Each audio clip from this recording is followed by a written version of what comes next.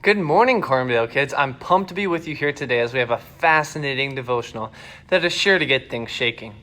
Now, we're here inside for now, but we're going to be traveling outside in just a few minutes where things might get a little bit messy. If you do decide to try the experiment we are going to do today at home, be sure to be in a spot that is easy to clean, or best, just go outside as we're going to do here in a few minutes. See, today we're talking all about anger, right? We all get angry, don't we? We get angry at our siblings, we get mad at our friends, we get mad at our neighbors, sometimes even mad with our government and our parents, even though we don't like to admit it. At times in our lives, we are going to get angry. Something is going to happen that pushes just a little bit too far and makes us angry. We need to answer the question, is getting angry a bad thing? Is anger itself a sin? What should we do when we are angry? These are all questions that we need to answer if we are going to handle our anger correctly. So we really have two main questions that we need to answer. One, is anger a sin? Two, what should we do when we're angry? So the first one, is anger a sin? Take a moment and answer the question with whoever you're with. Is anger itself a sin? Then once you answer the question, start the video back again. Does everyone have their answers? What did everyone say? How many of you said that anger is a sin? Okay, how many of you said that anger is not a sin? Okay. Well, those of you that answered that anger in itself is not a sin are correct. Does that surprise you? Now, I said that anger in itself is not a sin, but that doesn't mean that you always have the right to get angry. Here's what I mean. There are different examples in the Bible of God and Jesus getting angry. Since God never has and cannot sin, then anger itself is not a sin. In 2 Kings 17, we are told that God was angry with the Israelite people because of their sin and how they turned away from following him. Then in Mark 3, it shows that Jesus was angry with the Pharisees and even grieved or was very sad that the Pharisees were missing the point of the law and causing harm.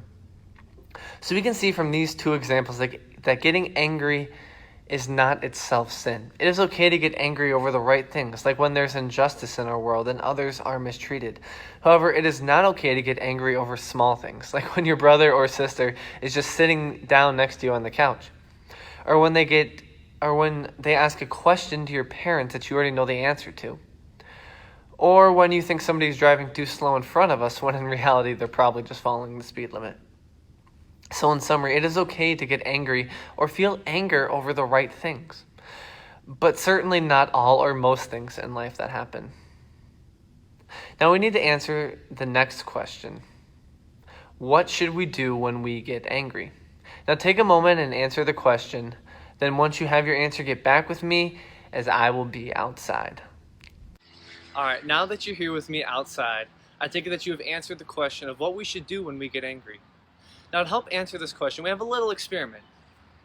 All right, here we have two pop cans, and both of them represent the different choices we have when we get angry. We can either respond right away in our anger, or we can choose to wait a moment and collect ourselves and then think about how to respond. So to demonstrate the things in our life that cause anger, we're going to shake the pop cans real fast. Okay, so both pop cans have been shook up real good and both are real angry. So to demonstrate responding, we're going to open up the pop can, right? And if we open up the one and we respond right away, what happens? The pop exploded out of the can and made a mess, and we can't get the pop back inside the can because it went everywhere. It's the same when we respond right away in our anger. We often make a mess of things, or say things and do things that are hurtful and actions that cannot be undone.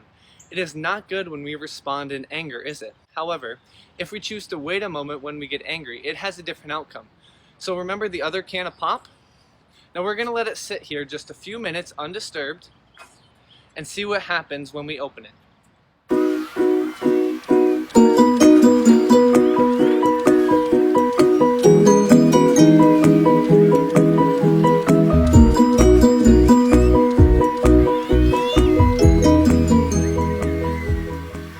Alright, so it's been a few minutes. Now we're going to open up the can and see what happens. Now this can's been sitting for a little bit.